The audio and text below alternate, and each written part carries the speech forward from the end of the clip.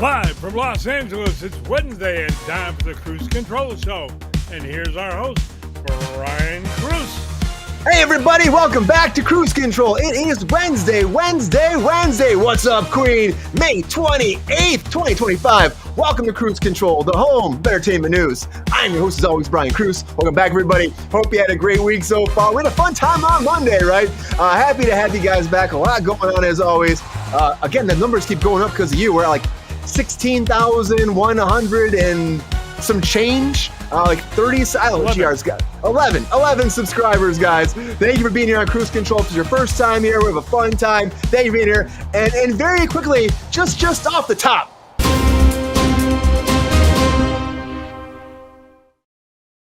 this just happened today. The morning show officially is getting a release date. That's right, September 17th, guys. If you're a friend, family, if you're excited, if you love the morning show, the 10 episodes will start launching on Apple TV+.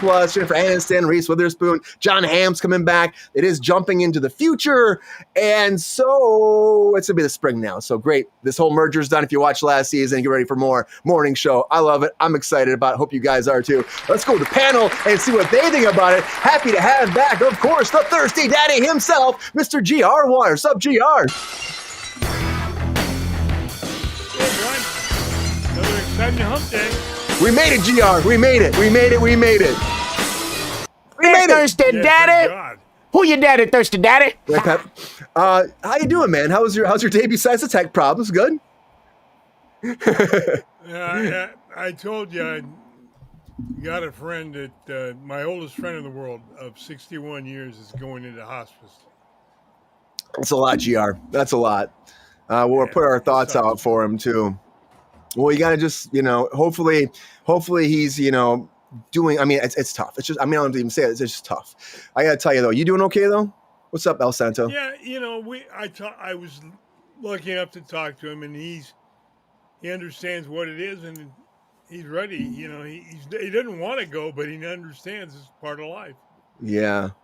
Well, it's a sad thing what happens to us in life, GR. I'm happy you're here, and and I'm happy we get to talk about the news and talk about what's going on. And our thoughts go out to him. Some good things in and the morning show. I won't dwell on that. Are you excited about the morning show coming back? It's all right. It wasn't one of those I'm losing sleep over not seeing. Yeah, I like the morning show a lot. I think it's fun. It's inside look in that news world. And Jennifer Aniston still kicking ass. Got to watch out for that stalker, Jennifer Aniston. Watch out for that stalker. We want to keep her safe. But good to have you back, GR. Welcome back. Good to be here.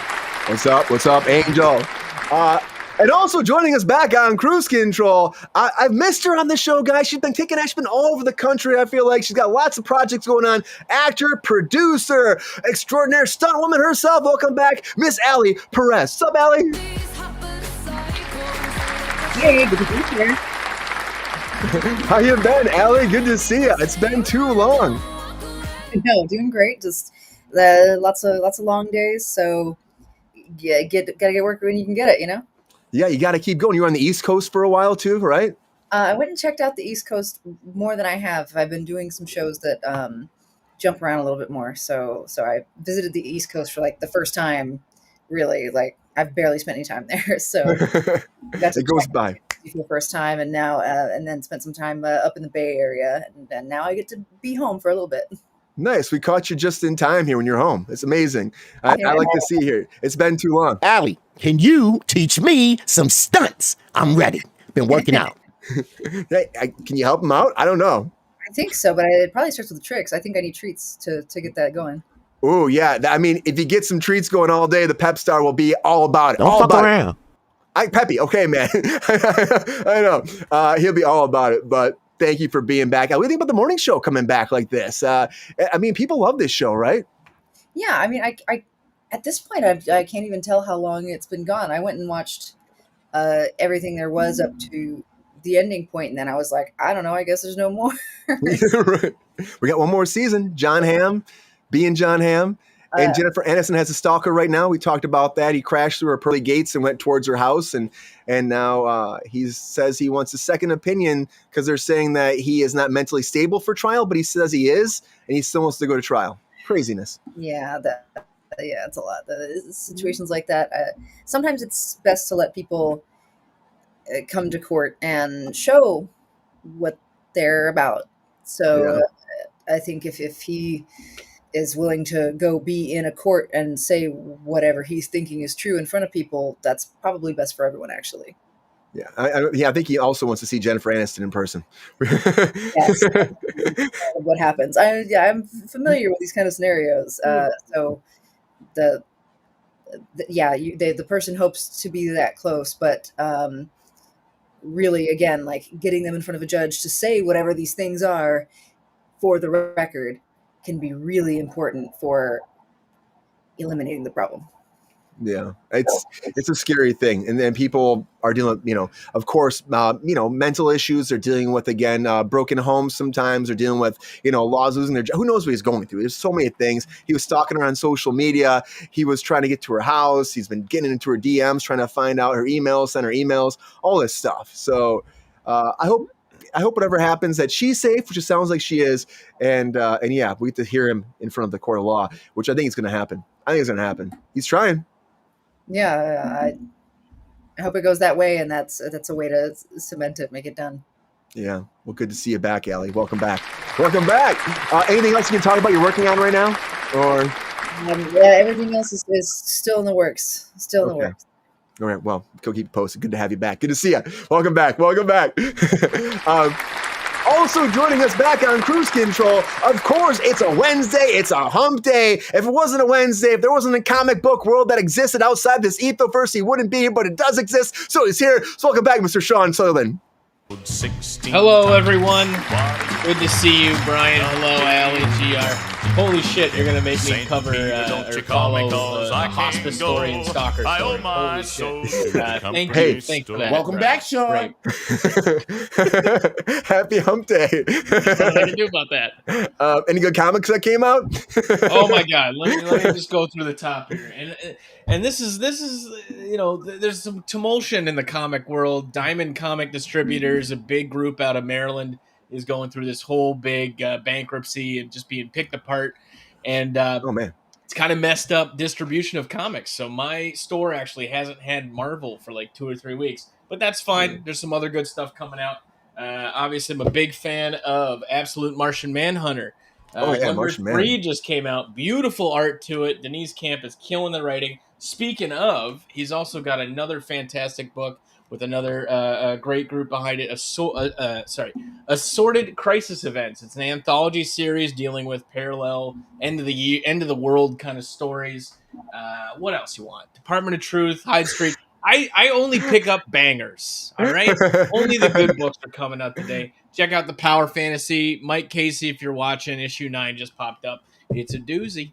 There we go. That's some good stuff, Sean. Well, welcome back. Just kind of late in the tone somehow, I guess. Hey, any thoughts on that morning show, Sean? You excited about it? Sean's like, I don't care. That was like on early Apple TV, wasn't it? Was that one of like the kickoff shows for Apple TV? It was their first one, I think. I think it was one of their very premiere episodes. I thought it was like one of their like kickoff launch shows. I haven't had maintained an Apple TV login in many years. I kind of hop in when Ted Lasso comes, and then I hop right back out. I'm sure I need a new iPad in a year or 2. I can see the little twinkle in your eye.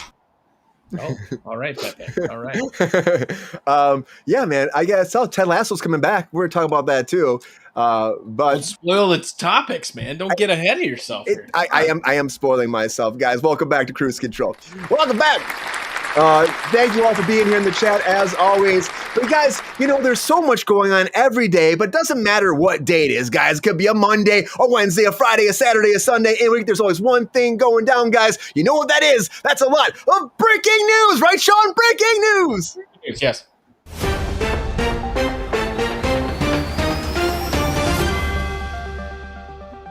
All right, everybody. The very first thing I want to talk about is Hacks. Hacks is coming back for one more season. That is right, for a 5th season. Now, this thing's got 48 Emmy nominations. Honestly, Jean Smart, I love her on this so much. I think she's such a fantastic talent. I'm loving this for her career. And the show is fantastic over there on HBO Max. I'm sorry, it says Max. That's gone, guys. Remember, HBO Max. We're back to HBO Max. And if you have a chance, check it out. The 4th season is just ending. The finale is this Thursday. And then we're going to have to wait probably a little bit, but they will be coming back for a 5th season. Get going. Make it happen. It's going to be exciting. I don't feel it's exciting as Mission Impossible, guys, because the new Mission Impossible, Tom Cruise is super excited. He said it's doing great. He's like thanking everybody. Memorial Day weekend, big numbers, biggest numbers for Mission Impossible.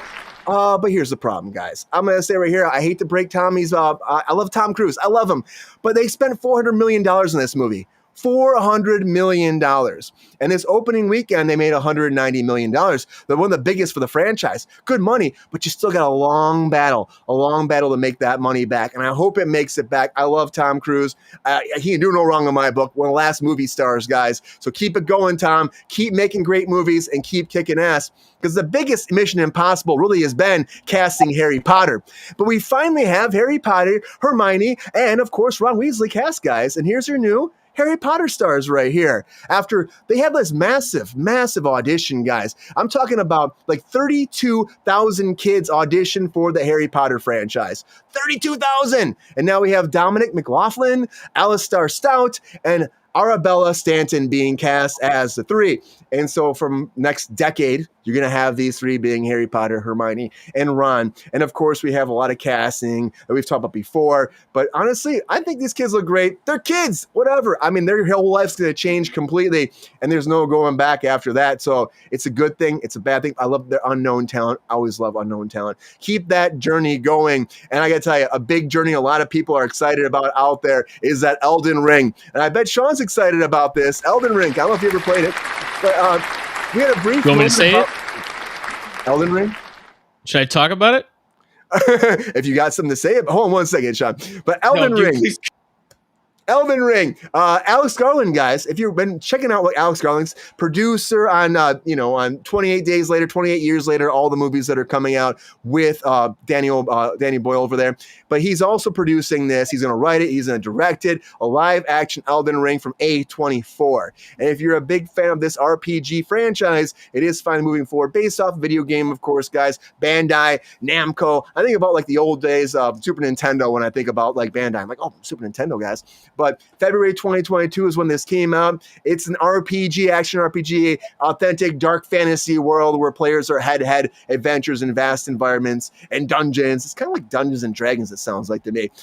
Written by George R.R. Martin, guys. Of course, George R.R. Martin. This guy cannot stop writing stuff and making content. And he's probably super excited about this. He's got this going on. He's got the Game of Thrones spinoff that's still coming, guys. The Night of the Seven Kingdoms. But that has been pushed a little bit. It was supposed to come out the late 2025. Now it's been pushed to early 2026. Still not giving us an actual release date for this, too. I know there's a lot of people that like this, Angel. I've never heard of it before. I've never heard of it. So I might check it out. I love these kind of fantasy kind of worlds, too. But George R.R. Martin's kind of got like a lockhold on this too. But this is called The Hedge Knight. That's what this is based off of, this series. And there's only 6 episodes for it. 6 episodes. They want to do a 3-season arc for this. It's a century before the Game of Thrones. A century before. And it's, it's about this character called Duncan the Tall and his Squire Egg. And they're wandering around Westeros before the whole, I guess while the Targaryens are actually ruling the Iron Throne, but like the dragons aren't really there anymore, but people know dragons are there. 6 episodes. George R.R. Martin's very excited about this. I hope it does great and it continue for a little push for them, but at least it's not pulled like the Wheel of Time has been canceled, guys. Another fantasy one, gone from Prime Video.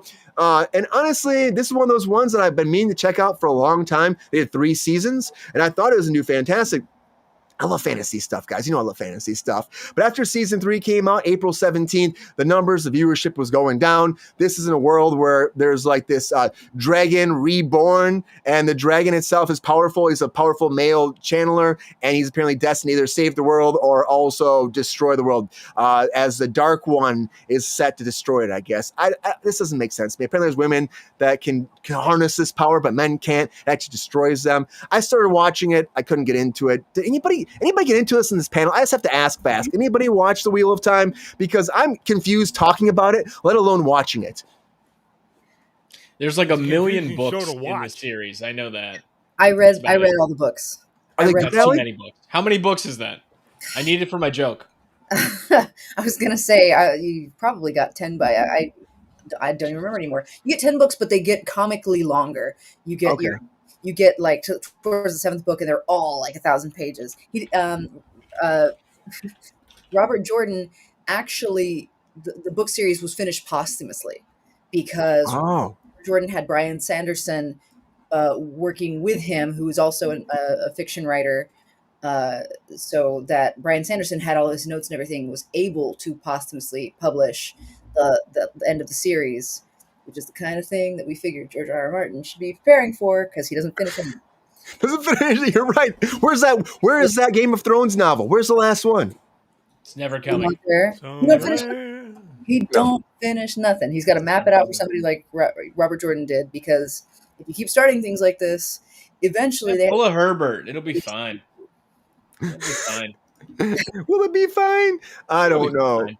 That's a lot of content, Allie, for the Wheel of Time, though. That's a lot. Did It's a you lot like the show? it's a really long. I had a lot of feelings about it. I thought they worked a little too hard to make it supremely diverse, which is not to say like don't use white actors or whatever. It's just to say that it's centered around certain areas that were like small towns, and they made the small town very ethnically diverse. And I was like, that's not how tribes work. Yeah. So there were a few things like that where I felt like they were really pushing certain agendas or adjusting parts of storyline that I think OG fans didn't really care for, Yeah. So there was a lot good about it, but it's hard for me to see how you would have gotten into it as a new fan, and you're in some ways ostracizing old fans. Yeah. And that's a problem. Look what happened with The Last of Us, and there's a lot of fans of that, but there's a lot of fan hate about that too. There's so much fan hate out there from that. The finale of that, I don't know. We'll talk more about that, but at least, it got 3 seasons, Wheel of Time, no 4th season, unfortunately, but Ted Lasso is getting a 4th season, guys. Yeah. Ted Lasso. And Hannah Waddingham came forward and said they're preparing to start shooting this July. So we're not that far away, a little bit but pretty much a month away from the start production. The scripts are written. She said they're amazing. She's super excited. She said they mourn the loss of it, and now it's rising from the dead. And I love that because everyone on this cast is fantastic. I hope they do have some great ideas to bring it back, because it was supposed to be 3 and done. That's it. They said there was nothing else. Only if there was a story to move forward. And I keep hearing the rumors they want to do 3 more seasons. There's an arc for 3 more seasons. And honestly, we'll see how this next season goes. And she was saying actually that the writers are like Jedi Knights. They're like Jedi Knights, and they're kind of figuring it out, and she's amazed by it. And that we got a lot of full like feminist men in the room too, helping write this as well, she said.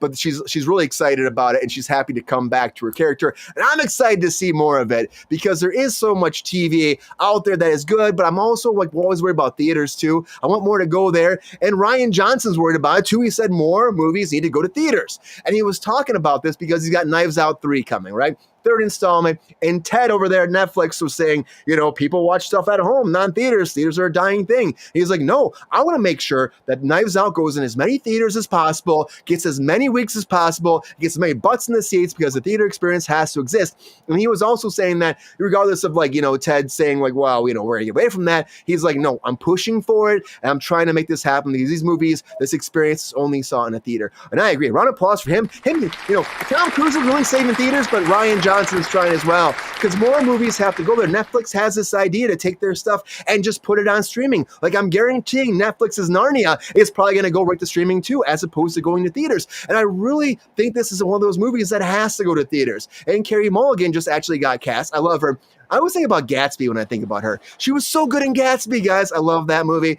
If you guys hated it, I'm sorry. I just love that movie. It was so much fun with the Leo one. The Leo one. Come on. But Greta Gerwig's Narnia is moving forward. It's based off of course, the best-selling novels of the Chronicles of Narnia. But also, she's going to be playing, Mulligan will be playing the mother of Diggory, one of the film's young protagonists. Now, this is taking place in the 6th book of Narnia, and that's going to be the prequel where they all kind of gets established. We got Daniel Craig Craig in here as well. We got, of course, the big casting we've been talking about is Meryl Streep playing Aslan, which there was a lot of controversy about making Aslan a female. And I saw Allie's face there. And we all were like, I'm just saying it was a crazy. And then they were saying, well, no one knows if, I mean, would that be a lioness? That's a whole conversation we've had before about this. But I love Carey Mulligan. I hope she's going to be a big part of this, and I'm excited to see where this goes. I like Narnia, but not as much as I love the Evil Dead guys. You know, I love the Evil Dead. Like, I wish Bruce Campbell was doing these movies still, and he's not. But, you know, I want more Bruce Campbell. Hail to the king, baby. Give me more. But of course, it's a new cast. It's for following up Evil Dead Rise. The new title is called Evil Dead Burn. That's the title for this. And we got some casting news for this. We got Tandy Wright from Pearl. I haven't seen that coming in. Lucia Buchanan coming in from The Night Agent. And also, who's the last person? I got one more person. My notes been run. And Hunter Doohan coming in from Daredevil, Born Again, casting this too. But they're trying to make this more of a, they're calling it kind of a nasty kind of movie. And it's really going to test out the film feeling and test the audience as much as we know. Still no plot deals. Very early. We got a couple of years out for the new Evil Dead, but I'm really excited about it. And I got to talk about Burn. Ooh, someone feeling the burn right now, I would say it's Kevin Costner. Because I don't know if you guys saw this. This just came out yesterday, yesterday. And Horizon. We've been talking about Horizon for a while. Kevin Costner, self-produced Western. Spent so much money on 2 movies. First one bombed so bad they pulled it. It was supposed to have like a June release and an August release. They pulled the second one. It's going to come out eventually, but here's some drama from the second one. Apparently, one of the stunt women in there is now suing Kevin Costner for putting her on the spot during the day. He decided to add a rape scene. And she was a photo double and stunt double for one of the lead actresses in it, right? And so randomly, he just said, hey, we're doing this today. You're getting in there. We're going to make this happen. Go.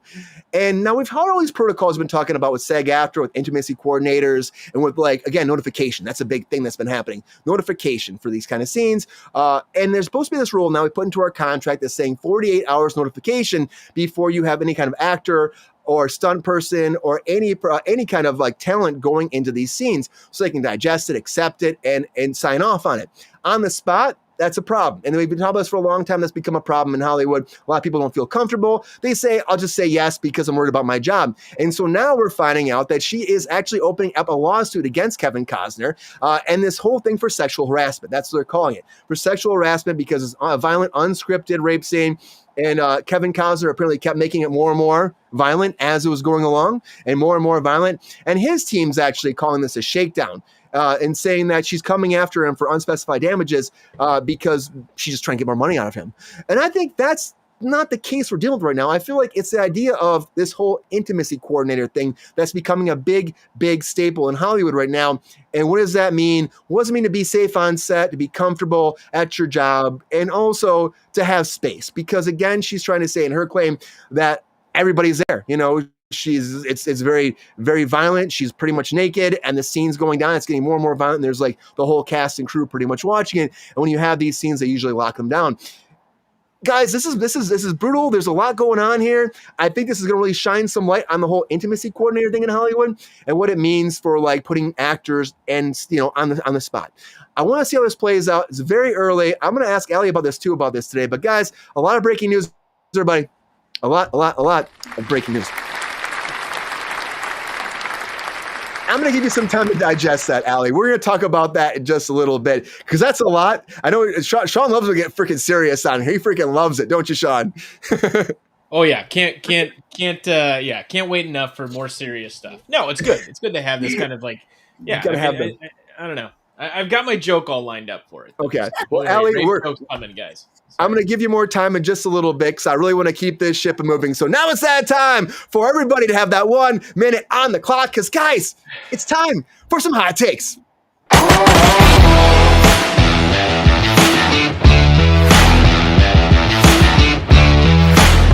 All right, everybody, now it's that time for those hot takes. This is that time to put 1 minute on the clock, and all my guests get 1 minute bring all their hot takes on latest breaking news. Now, can they make it before the bomb blows up? That is the question. And who will win hot takes tonight for episode 338 of Kruse Control? I can't wait to find out, guys.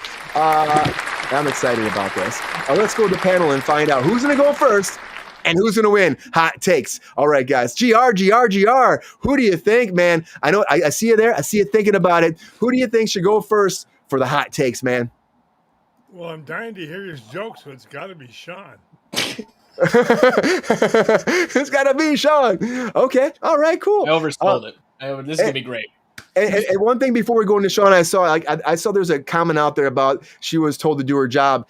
It's just a touchy thing about. That's not how that is. There's a lot. We're gonna get into that some more. We're getting into that some more because I want to delve into that. But first, it's time for Sean's hot takes. Right. All right, Sean, how you feeling about this? Feeling good? Feeling good. Getting stretched out. Stretch it out, Sean. Good. Get limber. Right. Get sassy. Get sexy. Rub those hands together. All right, it's hot take time. You feeling good about this? No, but let's do it anyway. All right, hot takes in 3, 2, 1. Hot takes. Are we losing? Uh-oh. Hello? There he is. There he is. Okay, shit. Hacks. Gene Smart's a goddamn national treasure. Watch Watchmen if you don't believe me. Season 4 has been a blast so far. Glad to see they're bringing it back. Mission Impossible, $405 million for what? So Tom Cruise can try and kill himself? Chasing thrills? No, thank you. Harry Potter. From that picture, I wonder which of the kids is going to play Ron. My money is on the girl just to piss off J.K. Rowling. A24 and Elden Ring, all those Souls-style games have a ton of lore and backstory. Of course, it's going to take 12 hours to play the story, but wake me up when A24 does an Earthworm Jim adaptation. Hello. Game of Thrones, George R.R. Martin, more like G.R.R. Waters. Write the damn book. Wheel of Time, miss me. Would need 100 years for that shit. Ted Lasso, glad to see Jason Sudeikis still getting work. Rian Johnson, you want me in the theater? What's the popcorn bucket? Just kidding, I'll see any movie you make. Carey Mulligan, Narnia, miss me. I was an Animorph kid. Wake me up when I can gush about Andalites. Evil Dead, fantastic. Rise was great. Excited to see what they're doing with it. And shame on you, Costner. You were in Waterworld. You should know better. All right, that's it. Great. Hot takes, Sean. That, all of a sudden, I just see you going. And you did that, Sean. And then I hear nothing. It's fantastic. Love technical issues. You did that. The wind out of my sails. Holy shit. You did that. You did that with like sans 4 seconds, man. You lost 4 seconds.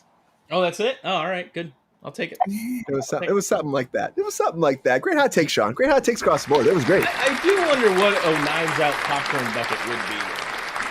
It can't just be a knife. It's too. Don't stick your hand in that popcorn bucket. That's not going to be good news. Cut your dick off. I don't know. Oh, that's a different kind of popcorn bucket. Popcorn bucket. That's all I'm saying. That's a different kind. Shit. I know, Pep. GR, are you George R.R. Martin? Are you related because of the R sin? No, I'm not. Okay, just asking. I had to get that out of the way. Fat enough. As Queen said, he hasn't Queen's missed a meal in a long time. Queen is just testing out her solid 5 minutes roasting George R.R. Martin. You're right. And the chat. You're doing Queen. Holla! He's got jokes for days about eating dinner. My God. Oh boy. Well, George, thanks for being here, Queen. We always appreciate the Queen. The Queen. All right, GR. Who's going next in the hot takes? Well, it's easy. We've had one thorn, so let's put the rose next, and another thorn after her. So we have to go with Allie. All right. We're going on to Allie. Yeah, this time. All right, Allie. How you feeling? It's been a minute. You feeling good about these hot takes? I'm ready to do this. All right. I believe in you. You got this. You always kill these hot takes. Come on. Just take a breath. Breathe it in. Here we go. All right. Hot takes in 3, 2, 1. Hot takes. Taxes renewed. That is fantastic for them. I don't know. It's a funny show, but the house did burn down, so that sucks. Mission Impossible doing great. I mean, somebody's got to put money in the movie theaters, so, I mean, good that it's somebody like Tom Cruise. Harry Potter's been cast. Those kids are adorable. There are other places where I'm way more concerned about casting in that show. A24 doing Elden Ring. I'm sure that's going to be really fun. That should be a great fantasy experience. We'll see what happens. Game of Thrones spinoff pushed. I mean, what, are we really still into House of the Dragon and stuff? I know I gave up. The show is too woke for the source material, sorry. Ted Lasso season 4 sounds fun. Both things don't finish it. Ryan Johnson believes there's good. We desperately need some hope too if we're going to survive. Joining Narnia. Sorry, I'm not. I don't care where I am. Carey Mulligan. Evil Dead Burn. Excited. It's going to be good stuff. And that's it sounds kind of weird, but that's way more complicated than it seems. Yeah, it's a lot more complicated. Thank you, Allie. Great hot takes. Woo! Yeah, congratulations.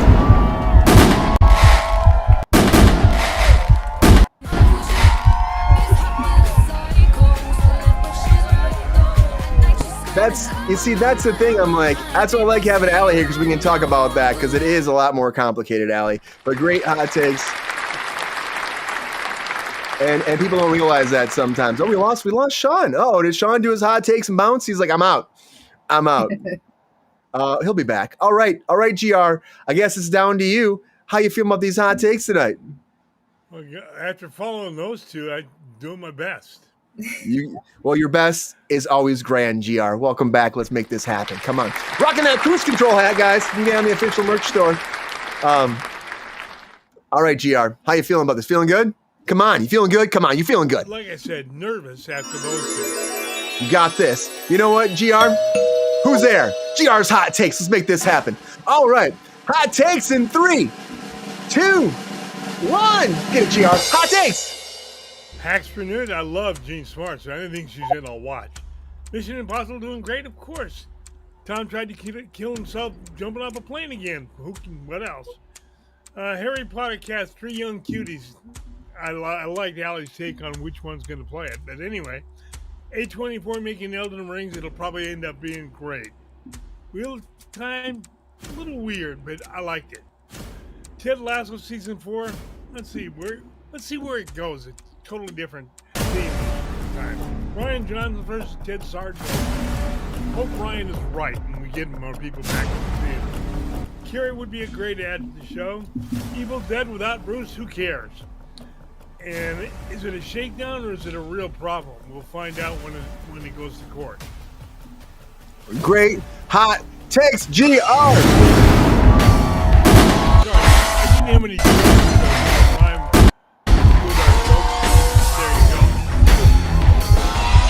What was that, GR? I said I don't even have any jokes like Sean, so you know. Well, that was still a great hot takes, GR. You got some great hot takes. What are we talking about? It was fun. Well, I gotta say, hopefully, I lost Sean again. Let's go. Maybe he's got a storm over there on the East Coast. But all right, guys, that's that time. I'm so excited. Thank you all for being here. There, he's back. He's back. There he is. No sound though. You there? We can't hear you for a second there, Sean. Wait, hold on a second. Say something again. Can you hear me now? We can hear you now. Yeah. We can hear you now. Great. Fantastic. All right. Well, great hot takes across the board, everybody. Great hot takes. But guys, now it's that time. I'm going to put it out to you right now for you to vote. Vote it up and tell us who you think should win hot takes tonight. We're going to find out right away. Not right away. Okay, we're going to find out very soon. But while you guys are voting right now, we're going to take just a minute, just a beat, for us to talk about this latest breaking news. And just a little bit more time. What to say, of course, guys, is a quickie.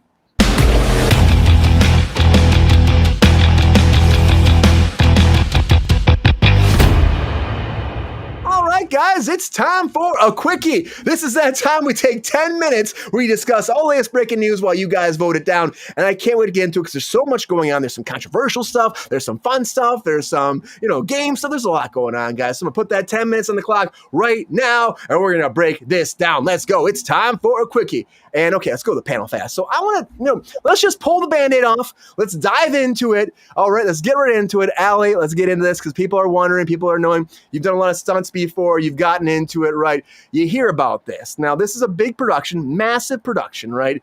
And you've worked as a stunt person before, right? If you were on set, is this something that happens where they decide to add like a massive kind of sexual like double scene like this on the day? Is that something that can happen? And do you think that she might have a real lawsuit here? I know. This has not happened to me personally. I know. It reminds me of something. It's not even a stunt person thing, honestly. It reminds me of what happened some years ago. on great, now I can't think of what that show was called, on a certain HBO show. Oh yes, I think I know what you're talking about. we call it that way anyway. So on this particular show, they changed who did their background artists, right? Because they were not warning people what kind of scene they were being a part of. And they had them show up, and on the day, they were in an orgy scene. And some of those people were even asked to disrobe, like, on the day. Like, there were people just in production who were like, yeah, you should take this off, and you guys need to simulate sex, and da-da-da. That's the kind of thing that people will do if they feel they can get away with it. Productions will pull this kind of stunt because they can. It was wholly inappropriate. There were many people who were not down to be a part of that kind of content, would have said no if they had known in advance that that's what they were going to be a part of. I feel, from what it sounded like, this sounds more akin to that. I don't necessarily know, like, I don't know enough about him to know whether he would do it on purpose, but you'll have a director or writer or a producer who is zeroed in on their vision. They would know what's needed. What I understood was that it's not a scripted scene. Not scripted at all. In advance. She gets there on the day, and they're like, you know what? We really need this for the movie. But it's not something she cleared as being okay for her. And then, you basically have to do it right now, or else you're burning their shoot day. You're burning their hundreds of thousands of dollars, whatever the case may be. Yeah. So, she had to say yes right now. And then the scene continues to get more and more violent. I mean, the stats are insane for how many women have experienced sexual violence. It's a much higher number than we're generally comfortable thinking about. I've worked on sets where this was a premier topic. There were the scenes, and it takes a lot of effort to make sure that not even just the person performing, but the other people on set near them can be comfortable and able to move forward. And even knowing the content in advance and having a lot of warning, we had people breaking down on the set that I was on from being too close to this content. Yeah. Just, it's not fair to put that upon somebody in their working day to potentially re-traumatize someone. And like, it would be different if she agreed to it. If she said, this is what I'm going to do. She had that script, a couple days, a week, or whatever in advance. They had, sounds like if they had given her proper notice, they could have gotten someone else. They probably could have easily. And to me, it's like, why are you throwing that? I mean, because that wasn't part of the day. I know I saw like El Santos saying like, they're fire people, but that's the thing. Like these situations, you're in a union job. It's a union job here. And it's like, we plan these things, right? They're all planned for a reason. That's the weirdest impromptu like scene to be throwing at people. I've had them throw like a half a page scene because, we're in the same location. Let's have this walk and talk here. But like a sexual scene like this for somebody that's been doing a doubling and all this and working for them, they knew they had her in a spot, and she'll just do it. And you don't know what that person's going through. And people just say yes all the time. They just say yes because like, what am I going to do right now? Or like, you have to do this now. Go, action. And then it's like, what's happening to me? It sucks that she felt uncomfortable and then she felt forced. And now, she's filed with SAG. She filed with the state. She's got all this massive lawsuit going. It's going to be big. I think it's going to be big. I'm glad she did it because of these issues coming up. Right. Yeah. Like, again, there's nothing wrong with them getting somebody else for those things. Yeah. There's nothing wrong with them having the scene in the movie. Like, I'm not a big disclaimer person. I'm not much for trigger warnings and stuff. Like, I think we've gotten to the point where we maybe overdo those things. But to have somebody acting in this and to be clear, like, we understand they weren't going through it, right? Like, it wasn't porn. Yeah. But yeah. When you're acting a scene like that, it should feel real. And it very likely felt very real to her. And she probably had to do it over and over again for hours. So to put yourself in that headspace, in that mind space. It's a lot. For hours. And if you don't do this thing that might be torturous, like we don't know her history. We don't know what has ever happened to her in her life. And even if nothing quite that traumatizing has ever happened to her, asking her to put herself in that mind frame over and over again without like any notice to consider it it feels like a very unreasonable thing to do.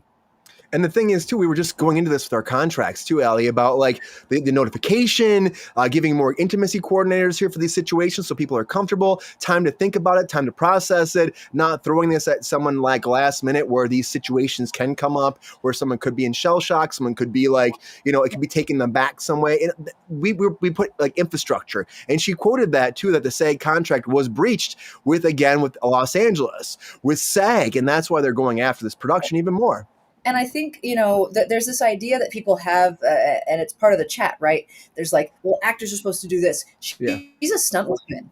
And It's there's diff- a type of yeah. at play, but it's Totally different. way different. They Yeah. are there to do the action stuff. Yeah. What she is trained to do is way different than a rape scene. Yeah. And the thing is, those actors have a lot of negotiations for those scenes. Guys out there, they have a lot of negotiations. People are doing the same level of negotiations in that. That's absolutely the power trip and bullshit. Yeah. That's terrible. Advantage of her, like under no one. Absolutely, that's exactly what it sounds like. Yeah, I mean, you don't bring somebody out the street that's a stunt person who's not an actor and ask her to recreate something. And I don't agree with what El Santo and Angel said. No, there's no real sex going on 99% of the time in movies.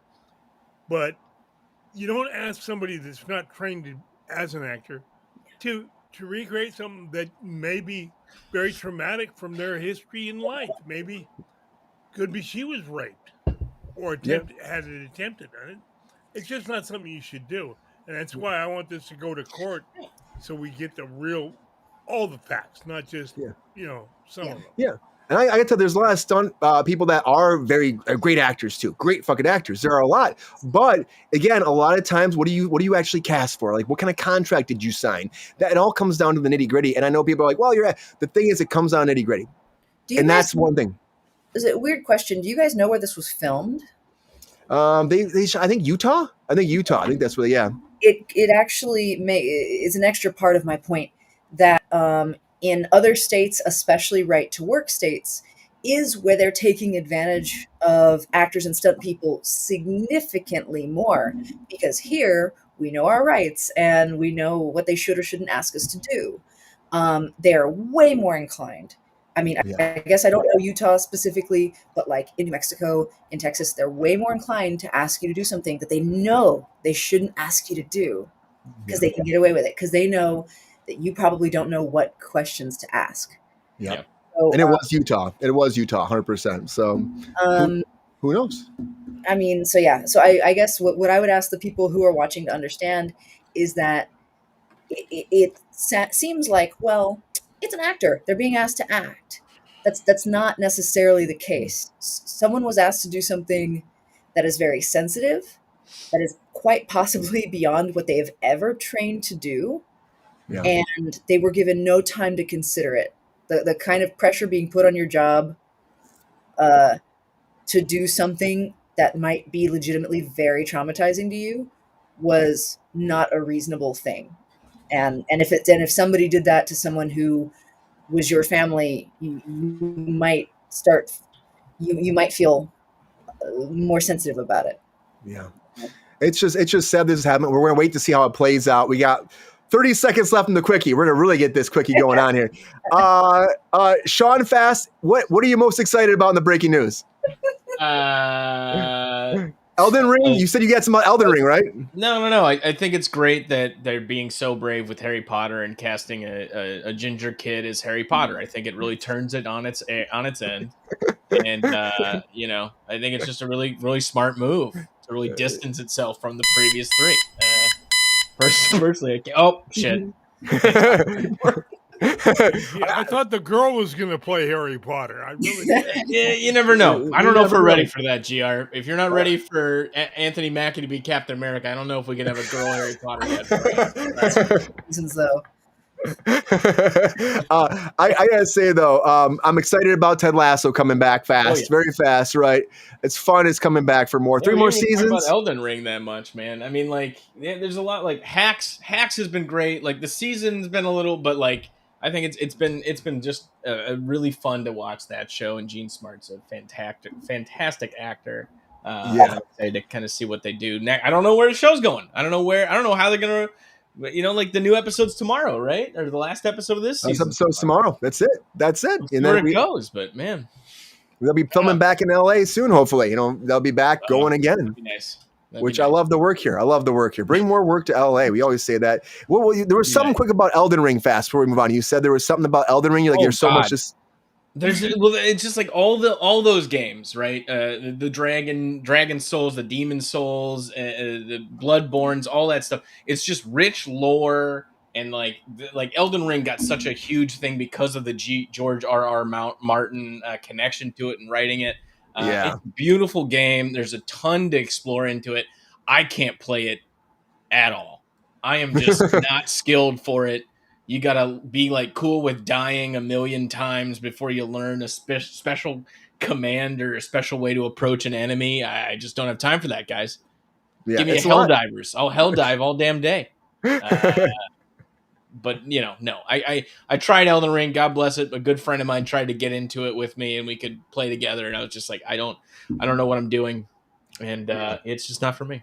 But there's a big RPG there's guy. So much lore into it. There's so much lore into it, and like the systems are really cool, and the parry. It looks really cool when you watch somebody that knows what they're doing playing the game, and then it's just me. It's just death after death after death. It's crazy. I can't handle it. I think before we move on, I think we really care what GR thinks about one thing and one thing only, and that, of course, is George R.R. Martin. George who? R.R. Martin Waters. Obviously. Yeah, right. Well, if I get the paychecks, I'll write the damn book. I think you should. I honestly would love to read your version of Winds of Winter or whatever the fuck the last book is supposed to be. I think that'd be great. G.R. Waters writes a unofficial ending to Game of Thrones. I can't wait for it, guys. We can film it later. Kruse Control brings you the unofficial ending. Comeback, right. Sean. A major dragon comeback. That'd be great. I'd be very excited to see that. I want to see it. But guys, great quickie. Oh. We do have a winner of Hot Takes.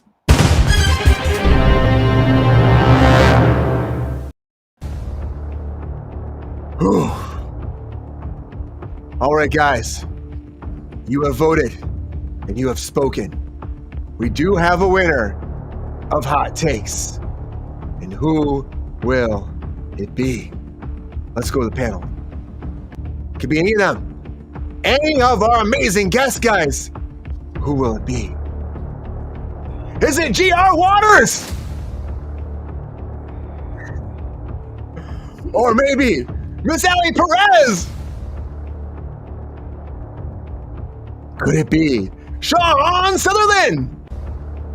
Maybe. We don't know. Pep Star? You didn't do anything, Peppy.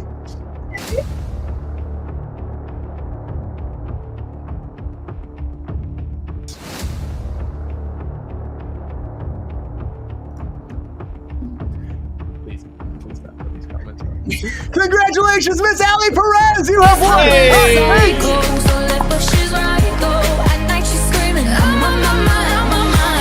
Congratulations! Great hot takes! Great hot takes! Welcome back!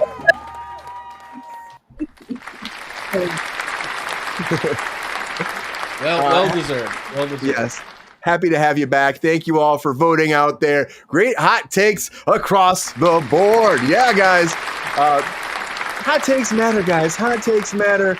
And, it's like, people win hot takes. I'm always super excited, especially if they've been here for a long time, because I love this like nostalgia in a lot of ways. Like, I haven't seen you and you come back and you win. It's fantastic. And people are like just excited about it. They just are. I don't know if people love the nostalgia of American Pie, though. But American Pie is back in people's minds, brains. Jason Biggs needs a job. So apparently they got an idea, guys. Can we talk about American Funeral?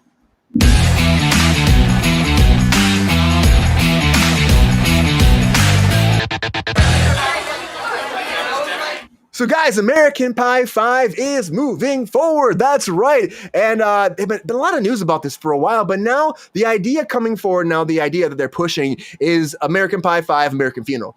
And what the idea is, Stifler's mom dies, unfortunately. I'm sorry. I love her so much. Oh, wow. Why am I dying? And then when she passes away, they have to bring the whole group back together for a big funeral. Now, that's one of the things that's coming forward. Now, there's also a side rumor that it won't be that, and it'll be called American Vacation instead, and they all go on a family vacation. But according to a lot of the people coming forward, the writers saying that they're working on this whole script for American Funeral, guys. And Jason Biggs and a lot of the cast, like Tara Reid, came forward, and she's saying she's ready for it. Jason Biggs he's been doing some interviews recently where he's been kind of talking about it and being like, yeah, they have a script. We're excited. I'm going to do this forever because, again, he said that it's nostalgia. It brings him back. He loves the love for it. And he was even saying that, like, overall, he still gets talked. People are still talking to him about it. And he goes, that was so early in his career, like all of them, that they just had such a great time. Like, why not come back? Reunion was fun. I love them all, guys. Do we need one more, though? Is it that time for American Pie to come back one more time? I see some head shaking. I see some people excited out in the chat, guys. Are we? Oh, my. Miss American Pie. Let's do it, guys. American Pie 5. Oh, right, guys. Let's talk about this. Let me just get this out of the way. Sean wants Make to go America first. Pie again? Can we do that? Make America Pie again. Okay, right? Make America Pie again. Do it. Life was a lot simpler when all we had to worry about was how many spin-offs American Pie movies were going to be. Oh, my God. Look at how fresh-faced Jason Biggs was. Wow. Right? 100%. Wow. Holy crap, I'm old. Were you a fan of the originals? Can't say I was, Brian. No, of course. I mean, who wasn't, right? This is iconic, cult classic, if you will, maybe. I don't know. Can you call it that? Ruined American Pie sale, or, warm apple pie. Apple pie. Ruined it. Yes, Ruined it. I think McDonald's got rid of them because too many people were, They were doing this. They were doing this. I swear to God, there's been so many of these movies though. Like, there's so many spin-offs. A lot of them were like straight to DVD or straight to VHS, maybe. I swear to God, they did so many prequels about all this shit. It became like the National Lampoon stuff. It's like National Lampoon this. It did. I think it was this and Van Wilder, and we got 12 movies in that little Van Wilder verse, I guess, or the American Pie verse. Yeah. I don't know. The Pie verse. The best part of those spin-offs were that Eugene Levy came back. That was it. Eugene Levy kept coming back. Yeah. I think you just shoehorn Eugene Levy in whatever. It makes it more interesting. Yeah, I agree. He's fucking got to eat. The guy's got to eat. The guy's got to eat. Let him eat. Will you check out one more? I mean, okay, there's these two ideas. The one I've been hearing about is the funeral and the vacation. Does one make you more excited than the other? I think the funeral is actually probably one of the more funnier approaches to this. Is that just, Wedding Crashers dealt with funeral crashers. That's so true. Why the hell not? Why is that coffin rocking? Well, because Shitbrick's there. That's why he's there. He's like, I can just see Finch one more time looking at her, being like, "Oh, Stifler's mom." Sean William Scott did actually pretty decent in the latest. What was it? The Righteous Gemstones this season. He had a minor character in it. I thought that was cool to see him back. So why the hell not? Bring them all back. Didn't they do a reunion movie? They did the reunion. That was the last one. Was American Pie Reunion. That was the last one, and that was fun. That was 13 years ago. That's a long time ago, Sean. It's a long time ago. I know. It's been a minute. I can see the angle of the funeral already. So it makes a lot more sense for Stifler's mom to be dead. I think it's, I don't know. I see all the jokes. I see them all. Thirsty Daddy, are you excited about American Pie, the funeral? Is that something up your alley? You're not looking like too excited about this, GR. Did you like any of them, GR? In a word, no. I like the song. which was never actually played in the movies. Was it ever played in the movies? Maybe. I don't think it was. No, but we had some great moments, GR, like Stifler doing stuff like this. Come on, GR. Look at that, Brian. on this skippable. case, I'll take your word for it because I wouldn't watch that garbage if it was the only thing on the air. Well, have you seen the first one before? Brian, I haven't seen any of the others. Oh. Like I said, Oh. it's far too many in my opinion. Come on, GR. Here's some way I say. You gotta at least to go back and watch the first one. You gotta see the first one. Why? Just I mean, it's like pop culture. I guess it's pop culture history now at this point. Is that, can we call it pop culture? I'm sure a movie from 1999 has held up too. There's no way that a 26-year-old movie cannot just be played for no problems whatsoever. Jennifer Coolidge has done so well with White Lotus and dying there. Look at what all these careers this show launched or this movie launched. I mean, so many careers. A lot of big talent came from these, and even I think they'd all come back too. I mean, it seems like they're already negotiating stuff, figuring out like, why would you not? You've done 4 already. Come back and do a 5th. They'd probably try to do a 6th too. I can see it happening. Don't stop here. Keep that pie warm, while it's in the oven. Keep it cooking. Keep it cooking, Sean. If we can get another Happy Gilmore, we can certainly get another American Pie movie. Yeah, Allie. I think that's fair. Are you excited about this? With existing IP, and to speak to the international popularity of American Pie, I often have to explain things to my German boyfriend that are pop culture references. Anything more than like 5 years old, I've got to explain it. We started with Lotus, and he was like, "That's Stifler's mom." That's awesome. Yes, that is. Oh wow, Stifler's mom. I love Jennifer Coolidge. She's such a great human being too. She's amazing. I love watching her. She can do no wrong. I'm almost kind of bummed the funeral thing if she's dead though. That kind of sucks. I was thinking that too. The biggest shame, if that's what it's about, is that she would be dead, and I would hope that they would bring her in flashbacks or something. Because like she's a treasure, and she should be a part of it if they're going to do that. She's probably going to die having sex with Finch in the very opening scene, and no, I'm not going to wish that on anybody like that. We don't need to see it. We don't need that. But I'm just saying, the fact that you can see it, that you can immediately imagine the kind of thing it's going to be, that means like it's a go. Like it's an easy thing to make. It's so easy. Do you think the audience is there for it though? Still. I think so. I mean, it's hard to say if they've ridden the wave right, but there's a reason that we are leaning so hard into nostalgia right now. It has been rough days. So people like to lean into something fun. And somebody said, "Oh, comedy don't even do that well." They've been a harder sell for theaters right now because, it seems a little harder to go to a theater for something that's not like supposed to be epic. This has to be seen on a big screen. But generally speaking, comedies do well because people like their escapes and want to, and want to have a laugh. Yeah.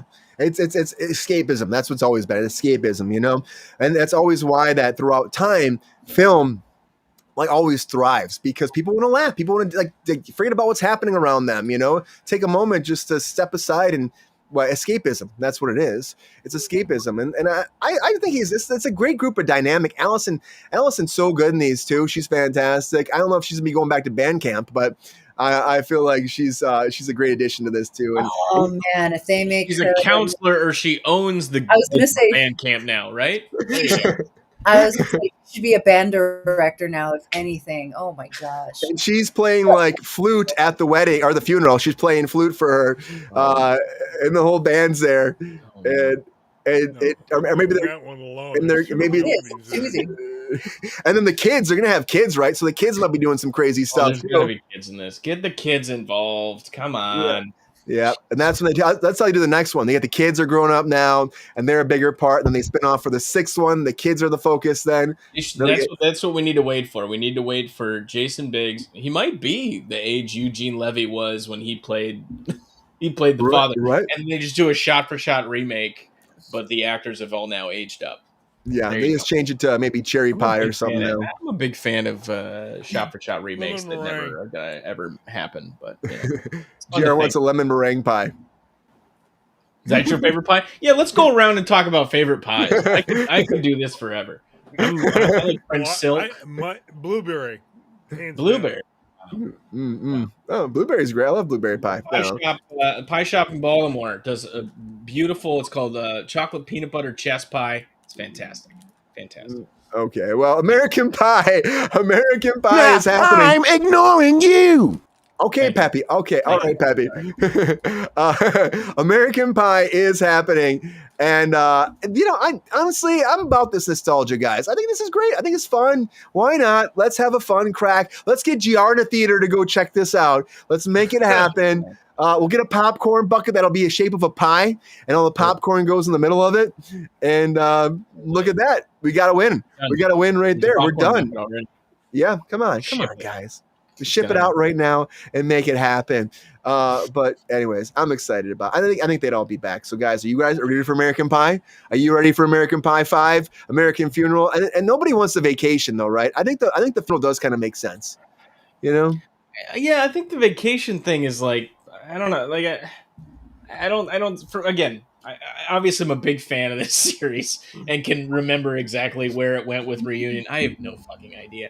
But like Funeral to me seems like a better cap than like, oh, we're all getting together to go to Turks and Caicos or some shit. I just don't. Yeah. I don't know. I could think the same thing, Ellie. Who's going to vacation movies anymore? Right? It's all dystopia vacations with like Channing Tatum's is drugging you or something. There was a trend of the vacation movies. Yeah. In each genre and like, yeah, I don't know. It was a thing for a second, but like. Somehow it was a little more limited. Yeah. It was very limited in a way. I don't know why. Yeah. I just don't see this being the vacation. I feel like you get the funeral, that's kind of the next step, and then you go from there. And honestly, we don't need more beyond that, I don't think. You know, maybe it's just nostalgia for a moment. That's it. They're doing the scary movie thing. They're going to come back and do the scary movie thing.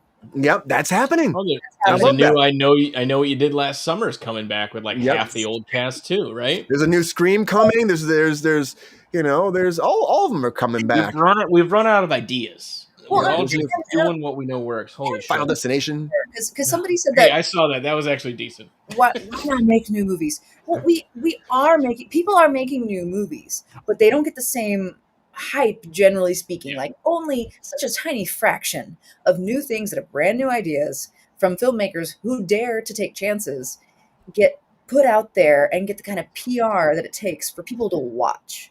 If you want to go see something new, make an effort to go watch indie movies. Take a look at the things that are on Tubi, that might not have quite as good sound or lighting.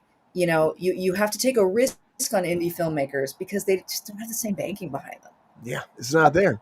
Ultra low budget. Barely, it's like they make it happen though. And a lot of it's original content, original ideas, and they can actually put forward more contained environments a lot of times. So it's easier to shoot. And I think that the acting sometimes shines through better. I love indie. I love indie stuff. And I feel like there's a lot of platforms like Tubi, Roku's doing more stuff. There's a bunch of different platforms that are trying. Yeah. Yeah, and it's working. It's working. So why not? Guys, I'm all about it. But I got to tell you, American Pie, it's happening. And Sean is super excited. As much as GR is. GR's like done. He's like, please, no. But I got to tell you, Sean's not as excited about American Pie as, of course, he is about Spider-Man and Marvel and that universe, guys. So I got to talk about this because there's this new rumor going around that they're saying it's going to be announced, but it's not. I don't know. Mark Ruffalo is going to be in Spider-Man 4. Can we talk about that in our feature story of the night?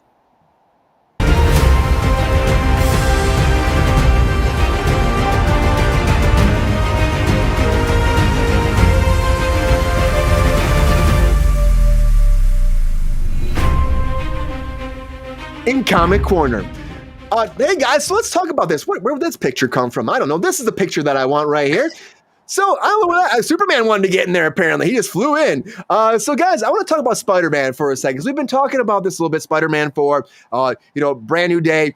I always want to call it Brave New World now, but Brand New Day. So now there's this thing going on the internet saying Mark Ruffalo has now signed on to come in to be in the new Spider-Man movie as not like a main person, but a supporting, not a cameo, but a supporting character right now. And they want to introduce this new version of Hulk while going back. They want to unleash the old Hulk, they're saying. They want to do Savage Hulk. And so there's a way that we can get Mark Ruffalo being back to the Hulk, not smart Hulk, not intelligent Hulk, not, contained, somber, reading a book and having a latte Hulk. No, we want to go back to Hulk smash. And so there's a storyline apparently in here where he's going to get back there somehow. And to me, when it comes to this movie, this again, Spider-Man movie, we've been talking about this being like during the whole, we have, Battle World. And so that might make sense how you could be there during Battle World, because then you could have maybe that alternate version of Hulk, and then you bring him into the Secret Wars. But I just don't see Mark Ruffalo being in this movie. You got too much to establish. Brand New Day. That's what it's called. You got too much to establish. You have to figure out like how you get Peter Parker back into the MCU, how you're going to find out people know who he is, or I guess at least with the Avengers, and how you're going to bring him back into that world, because nobody knows who he is now. And there's also the whole thing with Doom coming up. And it's like, to me, it just feels like that movie needs to focus on Spider-Man and not the big Avengers thing. But they're trying to say this is going to be more like Tony Stark was in the first one, how Tony Stark was there. He was influencing him, but not like the main focus, which could be cool. I love Bruce Banner. I love Mark Ruffalo. He was saying recently that they'll never see that, that spin-off movie with him because of Universal rights, because Universal's like, there's no way we're going to let you do your own movie. We're not going to have that happen. Not going to happen because those did so bad, I think, before, but also because they just don't have trust in the Hulk as they used to. They can let you franchise it all, but I'm just not buying. I'm not buying him being in Spider-Man. I'm not buying it. I don't see it. I'm buying more.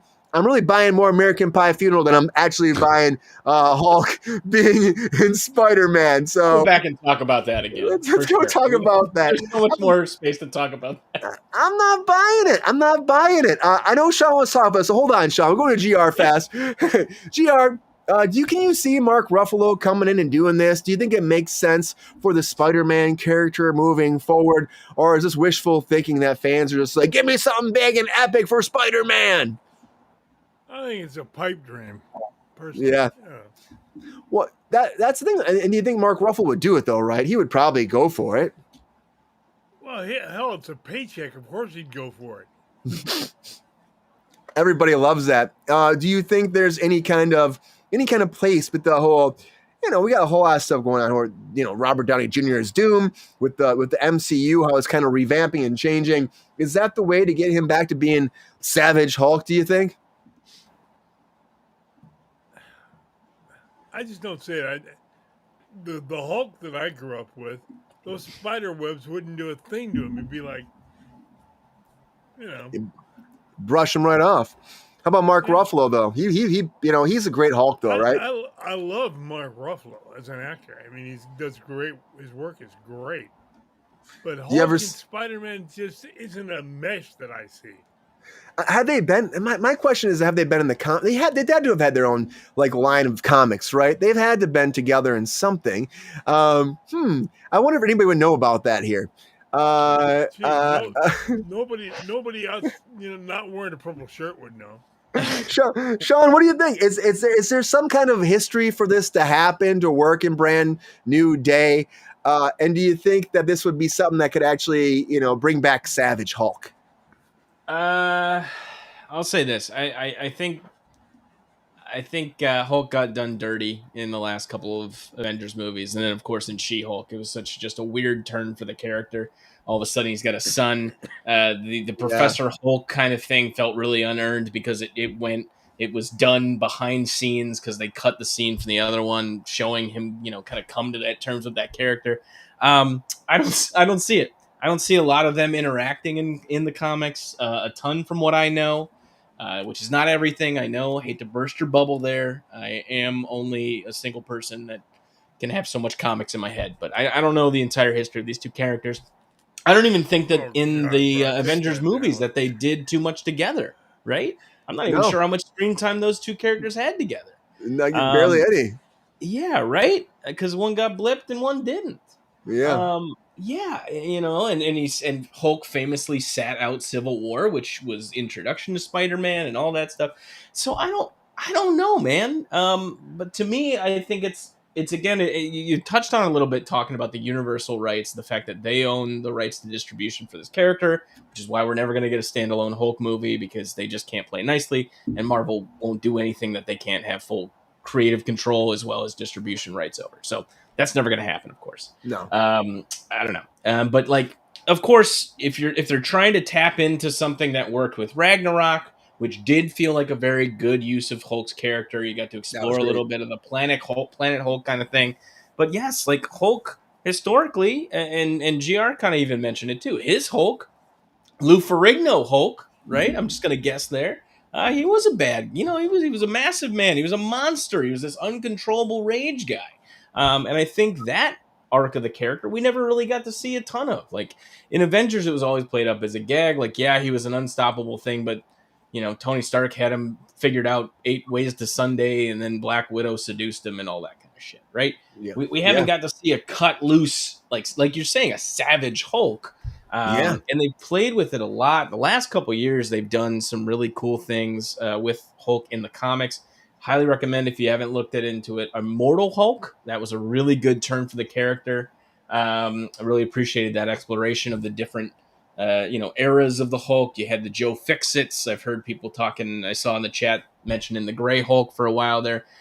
It's a really complex character. There's a lot to do there, but at the same time, this is Marvel, and if they're saying, "Hey, these two characters need to do something together," then they'll figure it out. As believable or as unbelievable as we might feel it, but there's no big arc in the comics that was like bringing them together like this. There's nothing that would actually nothing that I can think of. Like, I'm not even sure if Spider-Man had a major role in Planet Hulk. Now that I think about it, which got scrapped, by the way. World War Hulk. They scrapped that.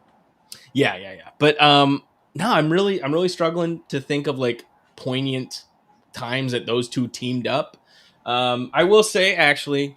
Shit. Okay, I actually do have this issue. Fuck. I completely ruined this. There is a Ultimate X-Men book. Ultimate Team Up book. It might have been a Spider-Man book, but it deals with Peter Parker helping Bruce Banner, and the Hulk basically escape from S.H.I.E.L.D. and some other kind of, but like Bruce Banner was like a conspiracy theorist in that one. Oh man, it was a great issue. Jim Mahfood did the art. Love Jim Mahfood. Look up Jim Mahfood. Food one. So shit. Yeah. Okay. There's one. I got one instance for you, but it's in my special keepsake closet, so you can't have it. It's gonna take way too long for me to claw it out. Yeah, it's good. Me away from the camera. But there's one. But like in modern comics, it's not coming to me. These and like, I do think they played up the fact that yes, they are both strong, smart characters. Spider-Man's likely, with the loss of his mentor figure in Tony Stark, could probably naturally extend to finding Mark Ruffalo as a replacement. I can see that. There might be the through line. Maybe he was gone, so he didn't. Maybe the spell didn't happen to him, or something. Maybe he wasn't around, so the spell didn't affect him, and so he would know who he is. Maybe he's like the last person to know who he is. He could. Maybe it didn't work on him. Who knows? Yeah, he was going having Scar, which got like a half and a weird haircut in the She-Hulk show. I don't know. Yeah, that was a horrible show. Okay, there's a way that it could be done. Yes, I think if we're really trying to play into that thing of Peter Parker being so lost, Spider-Man, because no one remembers him. He just lost his mentor figure previously. He had this big, his multiversal awakening, meeting the other hymns and seeing and learning from them and their failures and their, what they've done. Of course, like I can totally see him going and seeking another mentor. I think if they play that again, could work. Yeah, and I can see it, but it just kind of surprised me to even see that they would be even considering, Bruce Banner to come into here. But I mean, it's who's left on the board that they have ready, that has been introduced, that is not going to be, I don't have to spend an hour and a half explaining who Bob the Sentry is. Everyone knows who Hulk is. We've seen him around for 20 some odd years now at this point. Roman. Why not? It's another toy in the toy box and put him and throw him in Battle World. Hulk smash it. Why the hell not, man?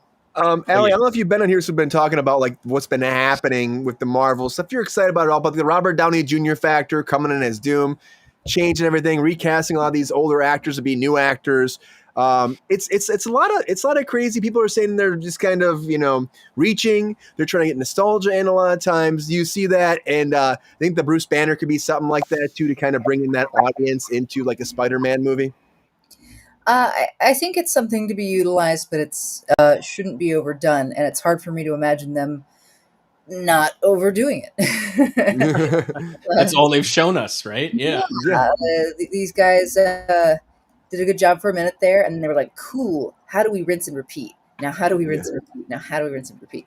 So, I think I don't know. Like, yeah, I saw the Robert Downey news, and I think like there was something particularly charming when he came in, as Stark, and I don't know if anybody is good to reutilize in that way. It's probably Robert Downey, but I don't know if he will really be as appreciated if you're not just playing off that nostalgia. I'm not sure they couldn't have found some kind of more interesting casting. My fear would be that they're just like, this is how we can reuse this guy. Yeah. And and throw him in here. Yeah, you get one throwback every movie because, like, well, we got to connect the OG stuff somehow. Got to find a way. You got to find a way. What's up, Kevin Davis? And I feel like they're always trying to find a way to kind of wrap it around and get that audience back. And of course, now since all the Marvel shows haven't done as great, and they're trying to get away from that Disney Plus franchise. Like I said, She-Hulk, they did that. And I didn't mind it, but it wasn't, it was like, why are we doing this? It was a mixed bag for sure. Yeah. I There's some things I liked about it, but yeah, a lot I didn't. It felt like pandering. Oh, absolutely. It didn't feel like this is something that can stand on its own for its merits. It felt like, don't you guys want this but as a woman? And like, and so generally that's not enough to pique my interest on its own. Yeah, and then that's what happened. No second season. And then what they did too at the end? They broke the fourth wall, and they're like Kevin Feige and a robot, and it was the weirdest thing. She-Hulk breaks the fourth wall, and that's okay. That's a character thing. That wasn't a Disney Plus thing. That's something the character does. That's all right. However, it was very overused, and I think they ruined it a ton by trying to compete with the Deadpoolness of breaking the fourth wall. That was the issue for me. They weren't doing it better than Deadpool. It felt like it just didn't work that well for that. And then also like having the robot though, Sean, the robot and being like Kevin Feige was a little too inside baseball. Like it was just like, all right, I get what you're doing here. It's pretty Angel, the X-Men are coming back. There's all that X-Men stuff. They're going to be in Doomsday. And then there's a bunch of recasting. I didn't see another report came out that Hugh Jackman is going to be Wolverine for like 10 more years. And that's a real thing. Like another report came out about that again, that he's like, and they asked him about Doomsday and he's like, why aren't you signing on? And he goes, why, you want me to come beat all of them? Cause I will. Like that, I will destroy everybody, which he would. Hugh Jackman's the man. I love him as Wolverine. Come on, Sean. Let him be Wolverine for 10 years. It's great. But it's Marvel has built themselves into a corner by not trying anything new and making everything this leaning tower bullshit of just putting all the things, and it's just sad. Like, let the man fucking retire. Logan was such a nice ending to that character and his take on it. We didn't need what we got with Deadpool Wolverine. It was fine. It was enjoyable, but it was so much fan service. It was like, even to me, I was like, this is too much. I think honestly, I was so nervous that they started off with the damn NSYNC song, and I was like, "What the fuck did I sign up for?" And then all the shit, like it did turn into a very nice swan song and respect to the Fox. And I've talked about this already. Yeah. I'm sorry about that, but let Hugh Jackman retire. Let these characters have new life brought into them with new actors.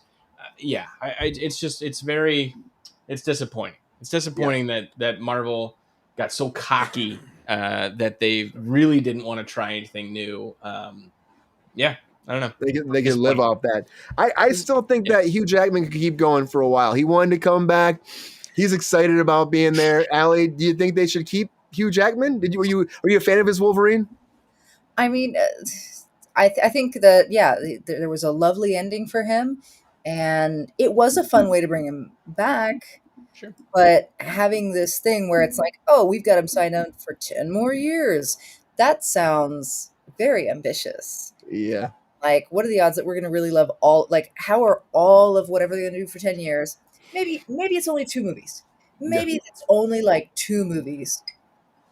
But like those movies are going to have a lot to live up to, and like probably them setting themselves up.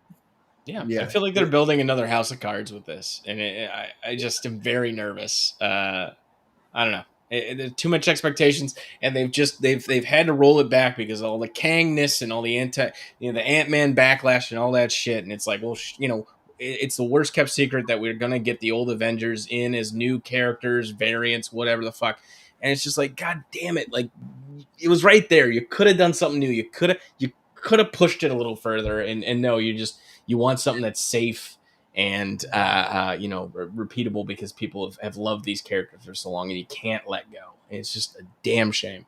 Too much Ant-Man hate. I love that movie. I know you do, man. It has I wish a you special still had place the in my suit. heart. I wish I still had the suit too. I would love to be rocking that suit. It fit pretty well. I'm not gonna lie. I felt good. I felt like Ant-Man. That's like, man, that's crazy. That's just so cool. I felt like Ant-Man, for that time in my life. It's wild, but maybe one day again. You never know. Ant-Man, different universe. You never know. That's how this universe works. But I'm not sure about this Mark Ruffalo thing. I like the idea as we talk about a little bit more, but I'm still not sold on it. I think we need to do Peter Parker. Figures. I'd rather see Daredevil in there. I'd rather see D'Onofrio as Kingpin. Probably never gonna get that, but I would love to see D'Onofrio get in there and just go head to head with Spider-Man. He's too brutal. He would like smash Spider-Man's head in. It would never work. I agree.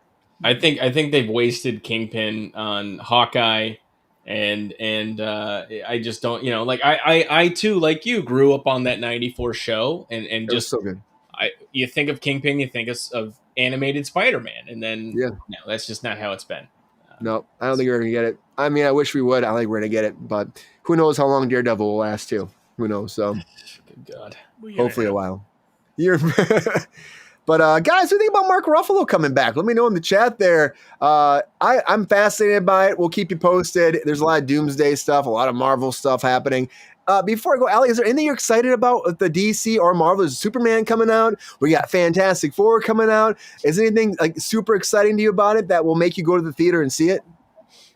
Not right now. I loved that it seemed like that Superman trailer got fixed purely off of fan reactions. What was it? Spencer last week, right? Yeah, he said the same thing. Yeah. Oh my God, I've seen. Done. He spoke that into existence, because I swear to God, every video and friend that I know that's excited about Superman was sending me, look at the clip difference. Look at this. Before and after. Oh my God, they fixed. It was hilarious. Also, I would point out that as to whether it's interesting to have Mark Ruffalo back, we all got onto other topics and didn't say Mark Ruffalo being back. That's true. Very true. That's how excited we were about Mark Ruffalo. Shit, Allie. I've got a question for Sean. What's up, GR? When I was growing up, Crypto was Superboy's dog, not Superman's dog. Yeah. Hey, GR, who do you think Superboy is? How did they train? Superboy was young before he was Superman. Dogs don't live 500 years. Kryptonian dogs do, man. Who knows? Oh, okay. I'm sorry. I didn't think of that. They stretch the dog's telomeres. Next time you find yourself on an Earth with a red sun, you let me know how you're feeling. That's all I'm saying. Well, when I was there last week, I felt totally different, but that was the spa. Anyway. Yeah. Oh well. Superboy, Superman, Crypto, it's great. Why not? In my day, I never saw a Crypto and a Superman comic ever. That's an interesting thought, though. Yeah, and that was never thought about. I think that he just wanted to put a dog in. I know James Gunn said that he'd adopted a dog, a scrappy dog that was like a rescue, and he wanted to kind of bring that to the movie too. He's like, I like the idea of that dog, and he actually cast a dog that's similar to the dog that he actually had. Like, just throw your dog in there, man. Just do it. Just put your dog in the movie. I mean, this is supposed to be a younger Superman, right? So it's possible, we might see a little bit of that, him growing up with Crypto, maybe. That'd be cool to see. Yeah. does make the movie a lot more expensive. Oh God, Assuming I just put- thought about it. What if they kill Crypto though, dude? Oh, they're not gonna no. kill Crypto. There's no way. But There's James no Gunn way. likes killing like cuddly things. That's there's true. He a always screenwriting kills book somebody. called that, by the way. As What? opposed to Save the Cat, there's a screenwriting book called Kill the Dog. Oh my Oh, God. jeez. Ooh. And I didn't quickly, think of El it. Santo. No, Tom Holland signed on for more movies. He's not going nowhere. anywhere. He's going Well, nowhere. Crypto Oh, could he get knows fed his some brand. kryptonite, you know. Yeah. And I gotta say one more thing. I know that I heard that there was a bunch of more viewings of it, and they did some more cuts to the movie. I know the movie's 2 hours and 4 minutes for Superman, and Wow. it's the shortest Superman movie ever. And so that was something people have been talking about. Shortest Superman movie ever. And I heard there were some cuts because there was a lot of comedy, and the execs didn't like the comedy as much, so they had him cut some of the comedy out. Which is James Gunn. He does comedy all the You time. have James so, Gunn in there, you know what you're gonna get. Yeah. Save it for Peacemaker, I guess. I don't know. I guess. Man. And then there's supposed to be a big cameo in Peacemaker, and people are saying it's gonna be Superman in Peacemaker this season too, which would be fascinating. Branch that universe, guys. Make it happen. He 'Cause you know what? already showed up in last season too, so that was... It's true. That's one big piece, though, of DC and Marvel pie, Sean. One big piece. We're gonna serve it up to Brought you it right back together. I love this. Your and eat segues. it up. You're still 338 episodes in. You still know how to land a plane. I love it. This is great. Still figuring it out. Get ready to eat that humble pie, guys. Thank you for being here. Thank you, guys. Appreciate you being here. Happy Hump Day. It was a fun Hump Day, guys. I love having you back, Allie. So happy to be here. Everybody, as always, welcome back. Happy to have you, Miss Allie Perez. Thank you, Allie, for being here. Allie, again, nothing you can say right now. Nothing you can say what you're working on. Hush, hush. Good stuff. I don't know, I think nothing I can talk about right now. Shooting a web series with Tim Banks. Oh, yeah. Hell yeah. Friend of the show. We're working on post-production and produced, and in pre-production for another short that I wrote and will direct. Nice. I love to hear that. I love to hear you directing all the time. I love it. It's great. You're so talented, Allie. Happy to have you here. Love having you here. And thank you for being here on a Hump Day. I missed you. Hope to have you back soon. I think last time you were here, we were probably like 6,000 subscribers or something now. And we're like, It's really jumped. yeah, we've been moving. We've been climbing. We're trying to make that happen. But happy Wednesday. Thank you for being here. And of course, we got to thank the Thirsty Daddy. Thank you, GR, for being here as always. Hope you had a great time, GR. Hey, we have fun doing this show. Yeah, we do, GR. We have a little bit of fun, right? A little bit of fun. We try, GR. I'm happy we got the technical stuff worked out. Good to see you, GR. And happy Hump Day. Let's do it again on Friday. How about that, huh? Let's do it again on Friday. I'm glad I thought of it for you. Oh, Yeah, big surprise. That's awesome. Let's make that happen. Also, thank you for being here, our comic book king himself, Mr. Sean Sutherland. Thank you, Sean, for being here. Appreciate you. Thank you, Brian. Thank you, guys. Thank you, chat. It was lovely. Great to be here as always on a Wednesday. Thanks for having me. Yeah. Always happy to have you here. A lot going on as always. We're going to try to use some more comic book talk later, guys, with Sean at some point. We're working it out. Whatever you want. We're just trying to figure things out. We have we'll be launching some more Kicking with Kruse pretty soon, working on that, and more one-on-one stuff. New guests coming too. I got a couple people I'm talking to, so new people coming in, and the show's gonna keep growing. It comes down to you guys, but you gotta keep spreading that love for us, guys. That's what we need. We gotta keep telling everybody out there, because when we tell people, it keeps growing and growing, and bigger people can come on. We have a great time, and the numbers go up, and that appreciates it. So please, you gotta tell your friends, your family, your uncles. Please like and subscribe. You gotta join our Patreon if you can. I gotta start with that too, right? And as always, you gotta tell your friends, your family, your uncles, your aunts, your grandmas, your grandpas, your great grandmas and grandparents that came down from, of course, Pepe's planet of Pluto. And that was amazing. Pepe came from Pluto, dog. That's fucking Pluto. If Pluto, and they land smack down here in GR's backyard. The radioactive dogs are fantastic. He likes stickity snacks, and he can't get them because GR hoards them all the time. And I'm like, GR, give him the stickity snacks, and he won't do it all the time. I'm like, come on, GR, give it up because the kangaroos, rabbits, bears, raccoons are all going to take it if you don't do it. He's like, I don't think they're going to fucking get it because my dog gets some incentive. Petty was pissed about it. There's a big brawl going on backstage. I don't know why it happens all the time. You guys missed that before we go live. They're fighting. They're duking it out. You see it on the air because they keep fighting about it. It's crazy. But you got to watch out for all those marsupials out there. The woodland creatures, the polar bears. The polar bears have joined us. It's fantastic. And I love them so much. They subscribe with a lot of roaring yes and excitement and all this stuff. And the grizzly bears, Sasquatches, we got aliens joining. All the people are subscribing to Kruse Control because of you, because of the numbers. We can keep going and keep this going fucking forever. Love you guys so much. At the end of the day, thank you for being here. Love you, Queen. We got everybody out here, of course. Kevin Davis, welcome back. Haven't seen you in a long time, Kevin Davis. I see in the chat. I see after the fact. El Santo, Angel, appreciate you for being here. Guys, thank you. Have a great night. Take care of yourselves. And you know what? We're going to do it again on Friday. So until then, everybody, see ya.